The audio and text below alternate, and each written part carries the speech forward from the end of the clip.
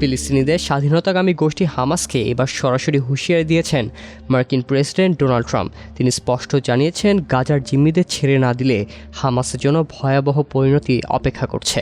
BBC বলছে, America এই প্রথমবার সরাসরি হামাসের সঙ্গে আলোচনা চালাচ্ছে, যা আগে কখনো হয়নি। ট্রাম্প তার নিজস্ব সোশ্যাল মিডিয়া প্ল্যাটফর্ম ট্রুথ সোশ্যালে একটি পোস্ট দিয়ে হামাসকে শেষ হুঁশিয়ারি দিয়েছেন। সেখানে তিনি বলেছেন, আমি ইসরায়েলকে সব ধরনের সামরিক সহায়তা পাঠাচ্ছি যাতে তারা কাজ শেষ করতে পারে। যদি আমার কথা না মানো তাহলে হামাসের একজন সদস্যও নিরাপদ থাকবে না। তিনি আরও বলেন, যদি সব জিম্মি মুক্তি না করা হয় এবং নিহতদের মরদেহ ফেরত না দেওয়া হয় তাহলে তোমাদের জন্য সব শেষ।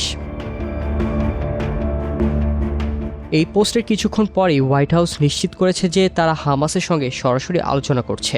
এটি একটি বড় পরিবর্তন, কারণ এর আগে যুক্তরাষ্ট্র কখনোই এই সংগঠনের সঙ্গে সরাসরি কথা বলেনি। হোয়াইট হাউসের প্রেস সেক্রেটারি ক্যারোলিন লেভিট জানিয়েছেন, ইসরায়েলের সাথে আলোচনা করেই এই সিদ্ধান্ত নেওয়া হয়েছে।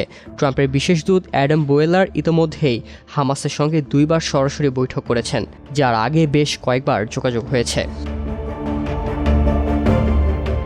তবে এই আলোচনা অনেক বিতর্কেরও জন্ম দিয়েছে। মার্কিন প্রশাসনের সাবেক প্রতিরক্ষা কর্মকর্তা মিক মালরয় বলেছেন, আমেরিকাকে তার নাগরিকদের ফিরিয়ে আনতে আরও সক্রিয় হতে হবে। তবে ইসরায়েলের সঙ্গে সমন্বয় না করলে এটি আরও জটিল হয়ে যেতে পারে।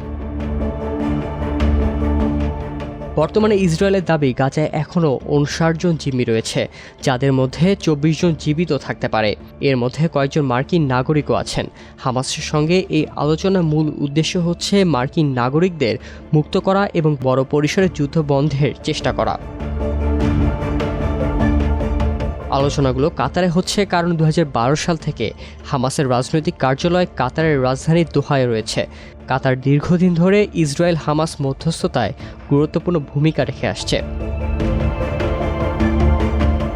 এদিকে ইসরায়েলের প্রধানমন্ত্রী অফিস থেকে জানানো হয়েছে তারা আমেরিকার এই আলোচনার বিষয়ে অবগত, তবে এ নিয়ে বিস্তারিত কিছু জানানো হয়নি।